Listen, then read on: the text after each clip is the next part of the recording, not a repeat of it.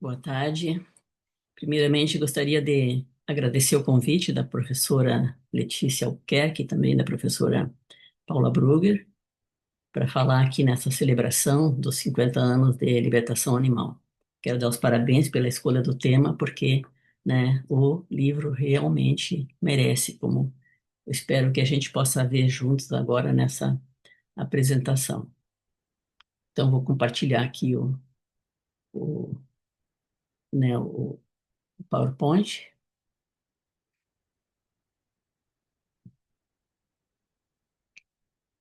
Eu vou falar então sobre, né, a tradução do livro Libertação Animal e conceitos básicos. Deixa eu colocar aqui em modo tela cheia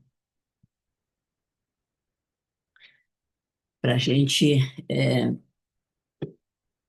ir vendo, né, é, como é que foi essa tradução e tudo mais.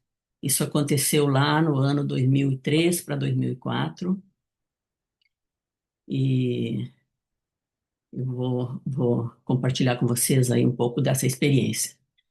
Eu acho que foi essa edição aí que eu traduzi. E, como eu ia dizendo, inicialmente eu conheci o Peter Singer em 1994, no primeiro evento da IVU, da União Vegetariana Internacional, que eu fui, e que foi lá na Holanda, em Hague, em The Hague, né, que é a Haia. Conheci o Peter Singer, conheci vários outros personagens aí do movimento vegetariano, como, por exemplo, o Alex Herschelf, que era o presidente fundador, era e é, né, da Farm, né, que é um movimento de direitos animais. Conheci o Howard Lyman, que também, né, era um fazendeiro que virou vegano no final e descreveu toda a sua trajetória.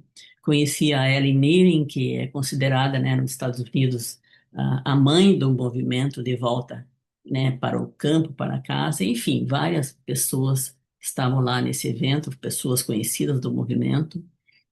E eu conheci o Peter Singer e já na época eu disse, eu me interesso de levar esse livro para o Brasil, de traduzir, etc. E ficamos em contato.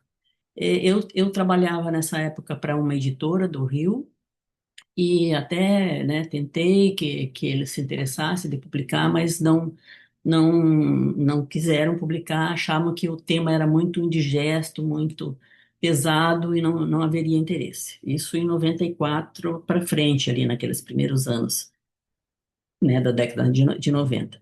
Porém, estava destinado que eu iria traduzir. Então, mais tarde, a editora Lugano me procurou, 10 anos depois, quase, e eu, né, afinal, traduzi esse com essa capa aqui, que foi a primeira edição, né, aqui no Brasil.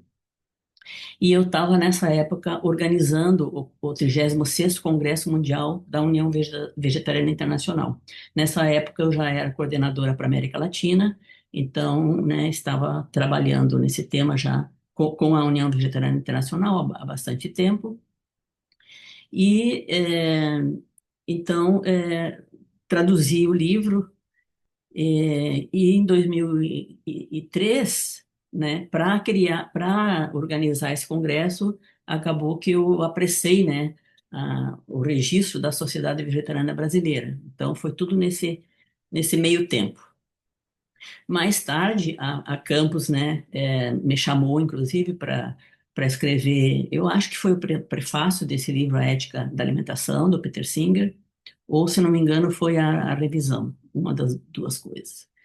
E eu, assim, um dado curioso, que os dois editores que trabalhavam, com quem eu trabalhei lá na época, os dois viraram vegetarianos. Então, de certo modo, né, o trabalho foi sendo feito.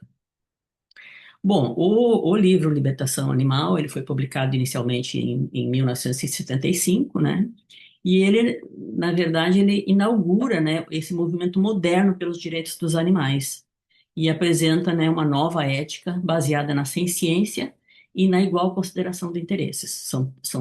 São conceitos-chave, né, que o Peter Singer adota até, né, de outros autores e desenvolve, né, no livro Libertação Animal. Ele não fala de direitos no sentido jurídico, e sim de princípios éticos que devem guiar nossas escolhas individuais e sociais.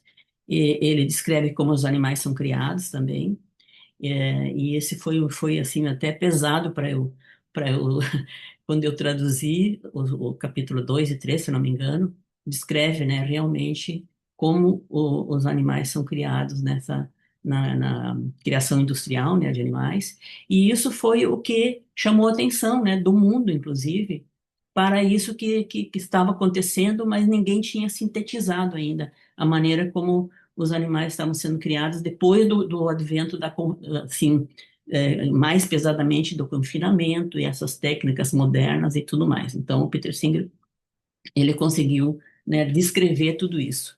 E é interessante que eu estava até vendo um vídeo dele a propósito dos 50 anos, e a moça perguntou para ele como é que ele, né, conseguiu descrever o que estava acontecendo, se ele visitou as fazendas, etc. Ele disse que ele foi nas bibliotecas. E é interessante, eu também, às vezes, eu sigo, né, a- a- os perfis aí da indústria da carne, porque eles descrevem tudo, como é que eles criam os animais, como é que eles vão ter mais produtividade, e tudo isso está descrito ali. Então, eu achei interessante que o Peter Singer ele ficou lá vários meses dedicado a isso, indo nas bibliotecas e acessando esses relatos dos próprios criadores, né? Então, o Libertação Animal ele apresenta uma ética baseada no sofrimento, né? E uma crítica ao especismo e a defesa da igual consideração de interesses como pilares, né, da proposta que ele vai fazer, né, da libertação animal. E ele denuncia, né, essa crueldade sistemática na produção de carne e na pesquisa, nos testes, né, feitos em animais. E ele dá como o veganismo como uma resposta ética necessária.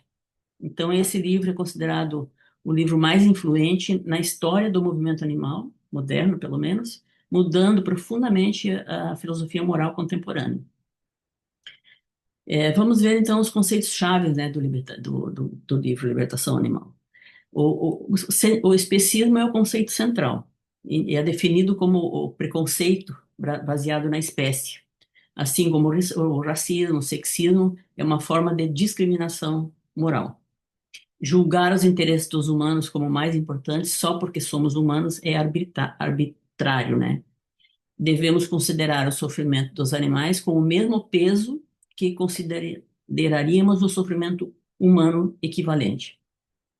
O termo especismo foi criado por Richard Ryder, lá em 1970, e o Peter Singer adotou esse termo e o popularizou mundialmente e o transformou num conceito filosófico central da sua ética. O segundo, né, aspecto é a ciência, né, como base da moralidade. Então, o Singer, ele argumenta que a capacidade de sofrer e sentir prazer é o critério moral relevante. Ele se baseou no Jeremy Bentham, né, que fez a famosa pergunta, né? Eles podem raciocinar, eles podem falar, mas não, eles podem sofrer como uma pergunta mais importante. Então, se eles podem sofrer, seus interesses importam moralmente. No caso, Bentham, né, que fez essa famosa pergunta, né, eles podem raciocinar, os animais, no caso, né, podem falar. O mais importante é perguntar se eles podem sofrer. Esse conceito ele introduziu lá em 1789, argumentando que a capacidade de sofrer e não a inteligência nem a linguagem é que são o fundamento da consideração moral. E o Peter Singer adotou essa frase como base, né, ética da libertação animal. Ele usa esse conceito é, para construir o seu conceito-chave de ciência, afirmando que todo ser capaz de sofrer tem interesses moralmente relevantes. O terceiro aspecto é a igual consideração de interesses.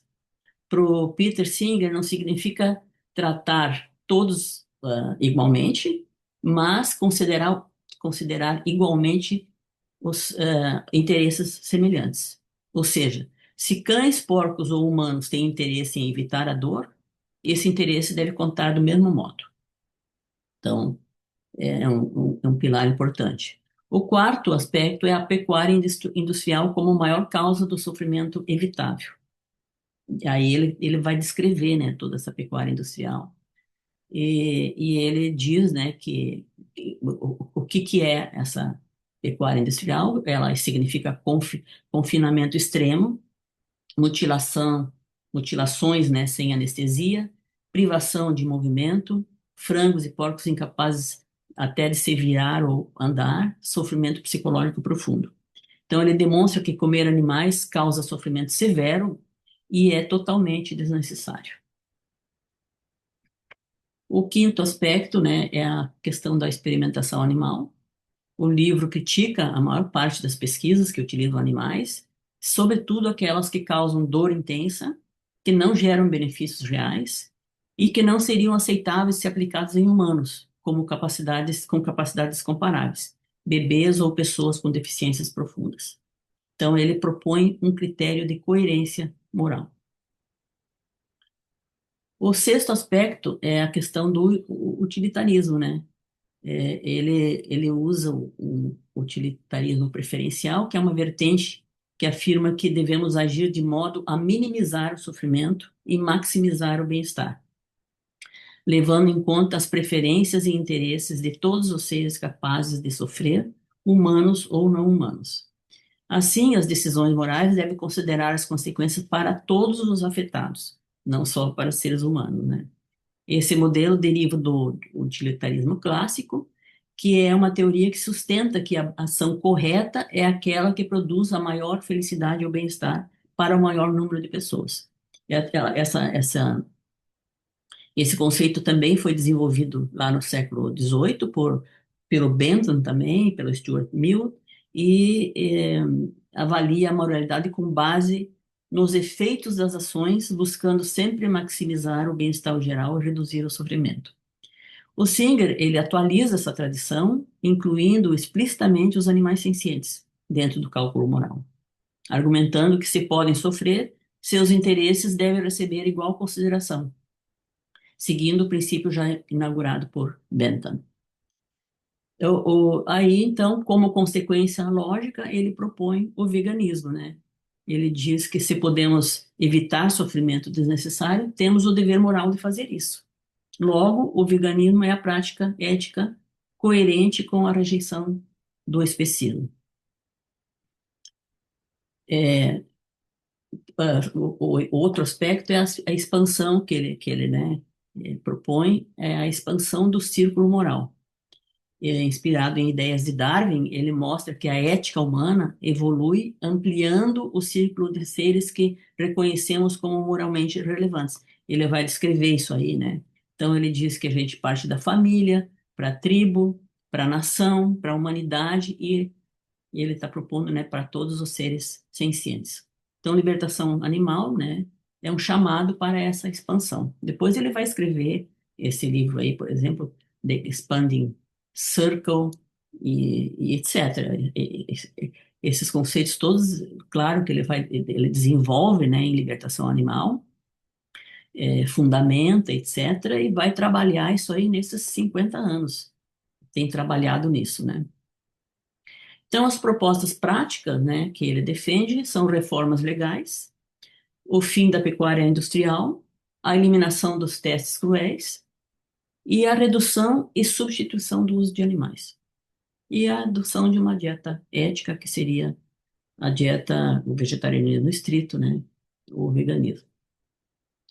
Então, agora que está fazendo 50 anos, em 2023, ele escreveu esse livro, Animal Liberation Now, ou seja, libertação animal hoje, né, ou agora, e ele faz toda uma revisão, né, desse período todo é, que o livro, né, tem circulado por aí.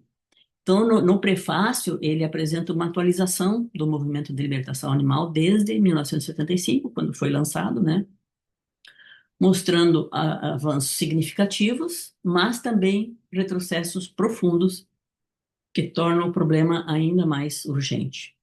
Então, vamos ver algumas das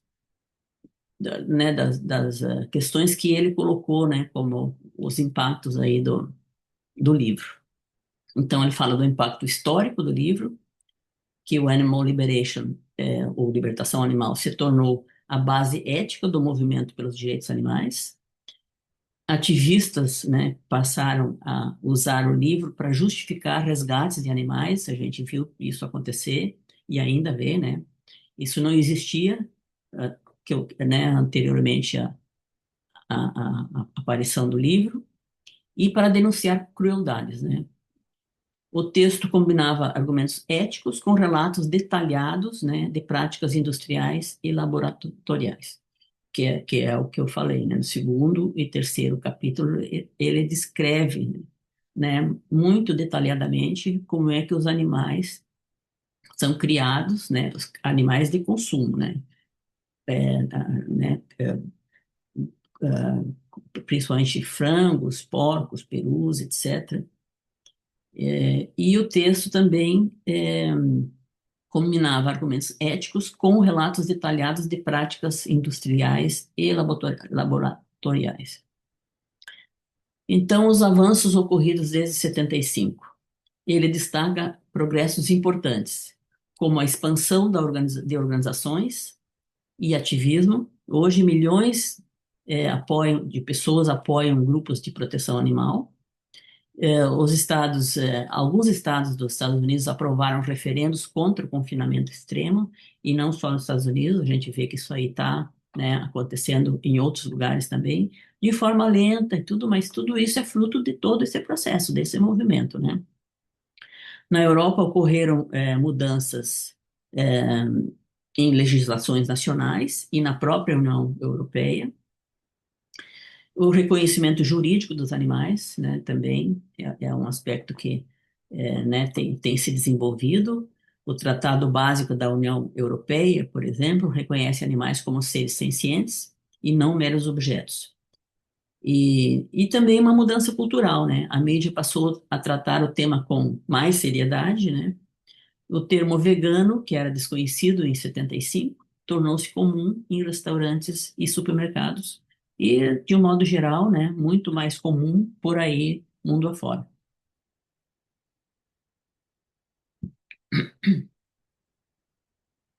É, vemos também, né, segundo o próprio Peter Singer, né, que houve também nesses quase 50 anos, quando ele escreveu isso, um enorme retrocesso.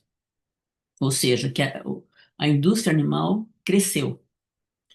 E apesar dos avanços, ele mostra que a situação dos animais piorou em escala global. Ou, claro, aumentou o número de animais abatidos e, portanto, criados, confinados nessas situações todas. E ele dá como exemplo dramático a China, que é a maior produtora mundial de porcos e grande produtora de aves. E também a criação animal em expansão sem leis nacionais de bem-estar, lá na China, né? A construção de fazendas arranha-céus com milhões de animais. Aqui temos, né, a foto, esse edifício aqui de mais de 20 andares, né, quando os animais são criados nessas condições bárbaras, né, sem poder nem se virar, se mexer direito e tudo mais. E não só na China, mas na China como um exemplo dramático, né, mas isso acontece praticamente no mundo todo e aqui no Brasil também. Então, que a crueldade continua e casos extremos, como 1 milhão de porcos mortos por insolação em 2020 nos Estados Unidos, ele cita como um exemplo, mas isso aí, né, toda hora a gente vê acontecer. Cerca de 83 bilhões de mamíferos e aves são criados e mortos para alimentação todos os anos. Então, isso dá uma dimensão do problema, né? 83 bilhões de mamíferos e aves. Aí está fora os seres aquáticos, né? E a maioria desses animais e aves vive confinada e sem acesso ao ar livre. Aí uma digressão aqui com relação à China, porque a semana passada eu estava voltando de lá. Então, a China tem isso, sim, mas, por outro lado, eu fui pela terceira vez na China e sempre eu me impressiono com o que está acontecendo lá por outro lado, né? Assim como no mundo todo também a gente né, vê a expansão do veganismo, da consciência, né, em relação aos animais, ao tratamento dos animais. E lá na China, por exemplo, eu vejo que está muito viva, né, essa expansão. E só lá que eu vi cadeias de hotéis veganos, com restaurantes veganos. Agora, nessa viagem aí, eu conheci uma cadeia, né, de restaurantes veganos que tem muito grande, que serve a 80 pratos diferentes, muito saborosos e bem feitos e tudo, e baratos, a cerca de R$ 15 você come à vontade, e eles têm 100 unidades pela China. Então, a China é uma coisa impressionante, né? Não à toa que ele pegou como exemplo, né? Dramático, mas também, né? Que se algo acontecer lá, tem impactos muito fortes. Até lá, eu fiquei pensando, na primeira vez que eu fui, que se tem um país que pode decretar o vegetarianismo, é a China, porque eles têm um regime forte e uma economia planejada, né? E realmente, há alguns anos atrás, o governo resolveu decretar a diminuição de 50% do consumo de carne. E isso afetou todas as cadeias, né, de produção, etc. Então, as coisas não estão paradas lá. Na Ásia está em efervescência, né, a expansão do veganismo. E então é isso, mas os interesses, né, da indústria são muito pesados, os hábitos e tudo isso, né? A gente está imerso nessa sociedade que consome carne, né? E onde isso é considerado normal, desejável até, e é um hábito muito forte, muito arraigado, herdado, né, né, culturalmente, da nossa família, etc. Então, muito difícil de erradicar. Mas aí que tá, esse livro, Libertação Animal, ele veio para, primeiramente, descrever, né, tudo o que estava acontecendo, que isso aí não estava assim no consciente, vamos dizer assim, nem dos protetores de animais, assim, de uma forma sistematizada né, descrita, muito bem descrita, como o Peter Singer fez, e e descrevendo também, né, como eles estavam sendo tratados e tudo isso, e também os testes em animais. Não esqueçamos que é também um capítulo trágico, né, aí da história da humanidade, né. Ele também, né, fala das novas descobertas científicas, então hoje se sabe muito mais sobre consciência, ciência, sofrimento animal, e a ciência não se limita, né, tem se descoberto descoberto como se isso não fosse, né, uma coisa que se a gente parar para pensar, a gente sabe que qualquer animal, né, tem ciência, seja ele mais limitada ou menos, né? Mas a ciência, né, está concluindo que peixes, polvos, lagostas e caranguejos têm também ciência. E isso naturalmente amplia esse círculo moral que ele se refere, né? Que devemos considerar.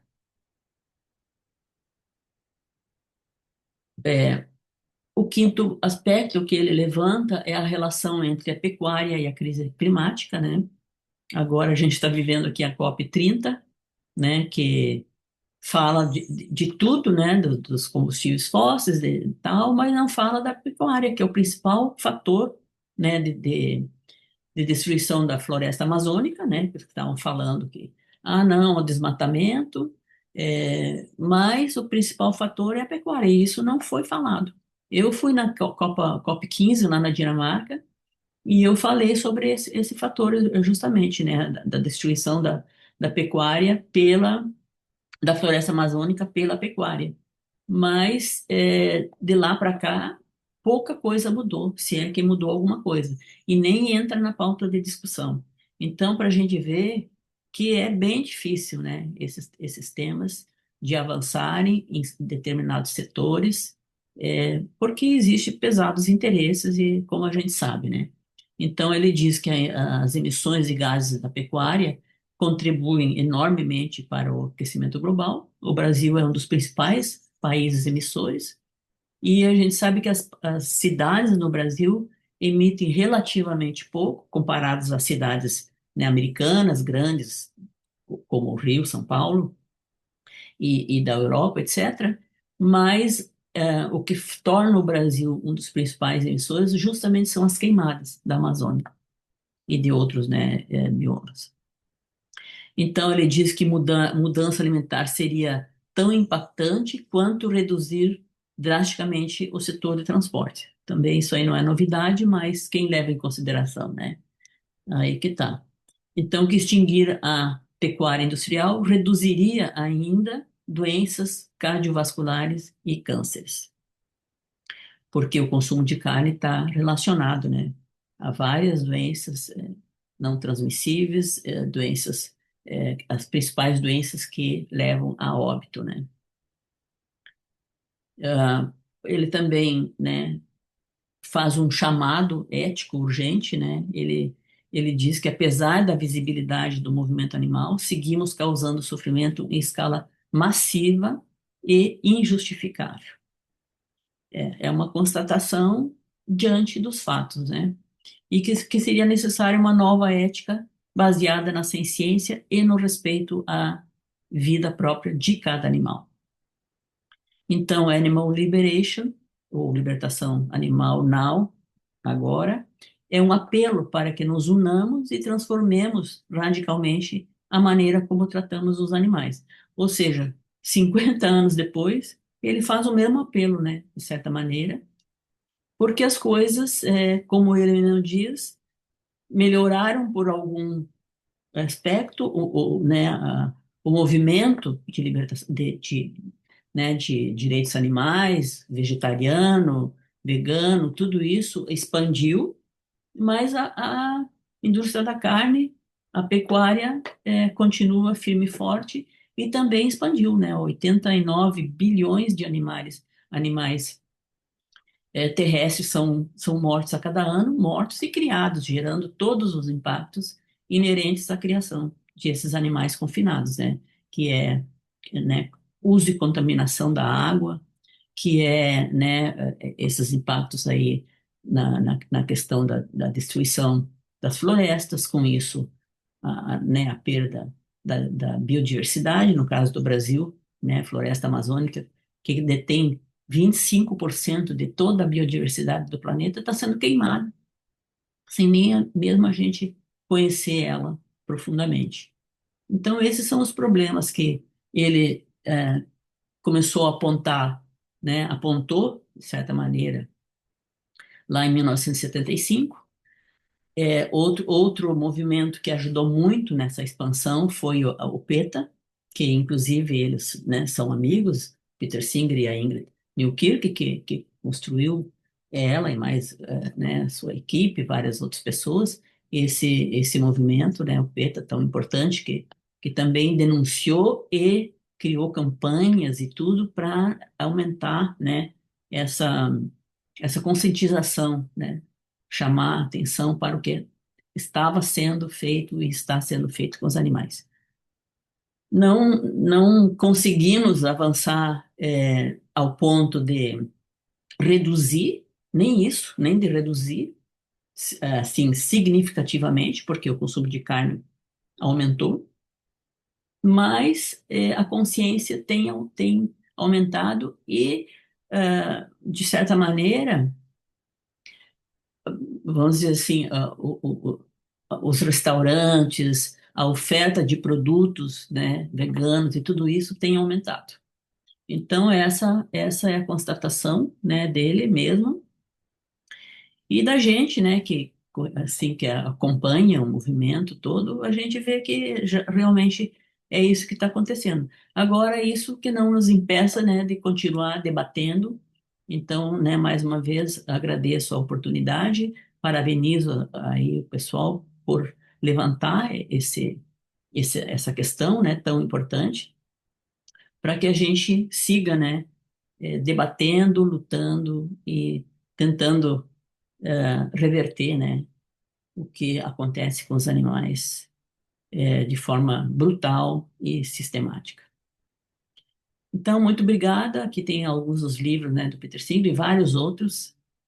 E até mais.